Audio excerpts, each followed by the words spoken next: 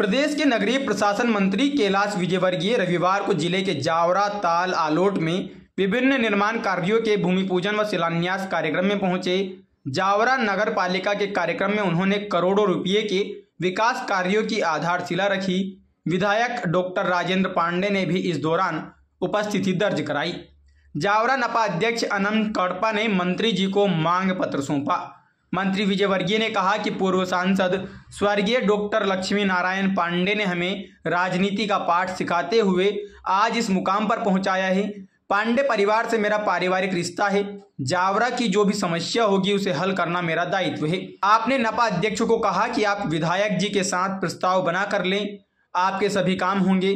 विजयवर्गीय ने कहा कि आज मैं विधायक पुत्र प्रांजल पांडे के कारण इस कार्यक्रम में उपस्थित हुआ हूं, क्योंकि मैं उनके द्वारा संचालित कांवड़ यात्रियों में उपस्थित नहीं हो सका था, इसलिए आज मैं यहां आया हूं। अपने मंच से यूसुफ कड़वा की तारीफ करते हुए उन्होंने कहा कि ये बड़े नेता हैं, किसी को भी हरा सकते हैं, जिता सकते हैं।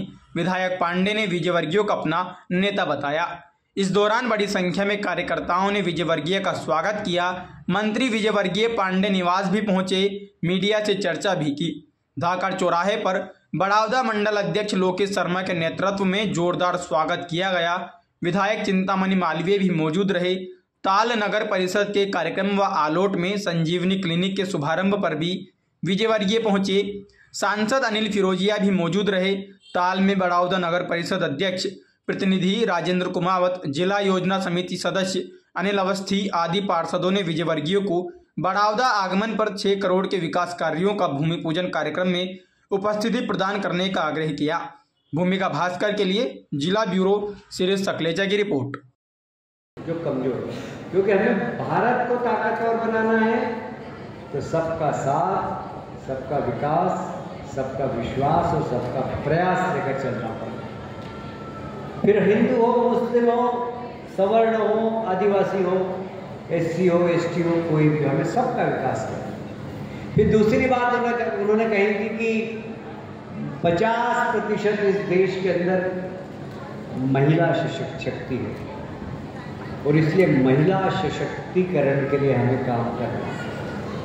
और मुझे कहते हुए गर्व है कि हमारी सरकार केंद्र में बनने के बाद और प्रदेश में बनने के बाद जिस तरीके से महिलाओं के लिए योजना निकली, टॉप टू बॉटम, मैं आपको बताऊं, हमारे देश के प्रधानमंत्री दिवाली कहाँ मनाते, बताइए कहाँ मनाते? बॉर्डर पर। जब बॉर्डर पर वो गए मनाने तो वहाँ उन्होंने देखा, हवाई जहाज से उतरे तो उतरने के बाद नेवी के ये एयरफोर्स के सारे लोग खड़े हुए, कैप्टन राजेश, कैप्टन अमन, कैप्टन, सबके नाम। बोले क्यों?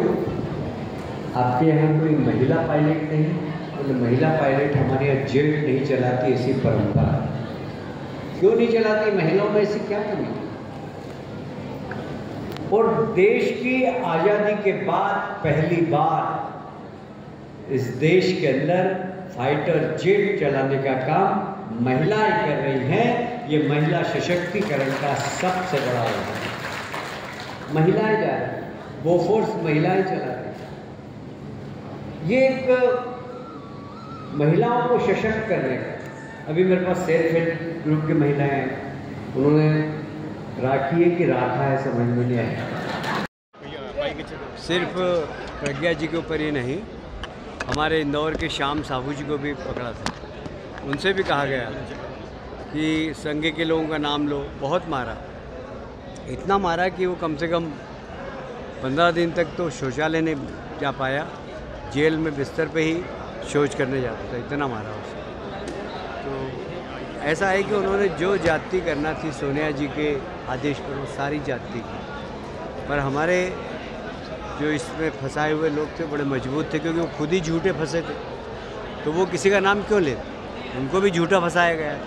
और अब तो न्यायालय का फैसला आ गया, तो सोनिया जी को, चिदम्बरम जी को, शिंदे जी को जो हिंदू आतंकवाद के नाम से एक नई टर्मिनोलॉजी दुनिया को दी है, उसके कारण उनके गाल पे करारा तमाचा लगा। और मुझे लगता है कि कांग्रेस को इतनी जोर का तमाचा लगाए कि उन्हें शर से डूब मरना चाहिए। कैलाश जी, महबूब मुजाविर हैं जो ATS के पूर्व अधिकारी हैं महाराष्ट्र पुलिस के, उनने भी ये दावा किया है कि मुझे परमजीत सिंह के कहने पर भारतीय जनता पार्टी के और RSS के नेताओं को पकड़ने का, नाम दर्ज करने का ये कहा गया था। तो 40 साल से प्रताड़ित हुए हैं। अब भारतीय जनता पार्टी को एक मौका मिला है कि अब इन लोगों के खिलाफ में कोर्ट जाएगी। जो कांग्रेस के नेता दिग्विजय सिंह, सोनिया गांधी, तमाम लोगों ने ये ऑन रिकॉर्ड अब आ गया है। तो महबूब मुजाविर के कहने पर भारतीय जनता पार्टी इन लोगों के खिलाफ कोई एक्शन लेगी? देखिए, हम कभी बदले की भावना से कोई राजनीति नहीं करते, पर हाँ, हम परीक्षण करेंगे और जिन जिन लोगों ने इस प्रकार की घटना को अंजाम दिया है और इस घटना को राजनीतिक रंग दिया है, यदि उनके खिलाफ कुछ होगा तो कोर्ट से भी मार्गदर्शन प्राप्त करेंगे और इन लोगों को इनके खिलाफ करेंगे। धन्यवाद। मंत्री जी, आपने कहा था कि जनता से बड़ा कोई CM नहीं है, ऐसा ही एक ऐसा तो नहीं कहा। जनता CM से बड़ी कुछ वो नहीं है। और ऐसा भी सिंधिया जी ने एक भाषण दिया था कि सड़कों पर आके वो आंदोलन करेंगे। कहाँ से लिया? इंदौर में कहा है कि इंदौर के लिए मैं किसी से भी लड़ जाऊंगा। कभी ऐसा मौका आया CM से लड़ने का? कोई मौका ही नहीं आता है ना। बोलने की बात अलग रहती है और करने की बात अलग रहती है।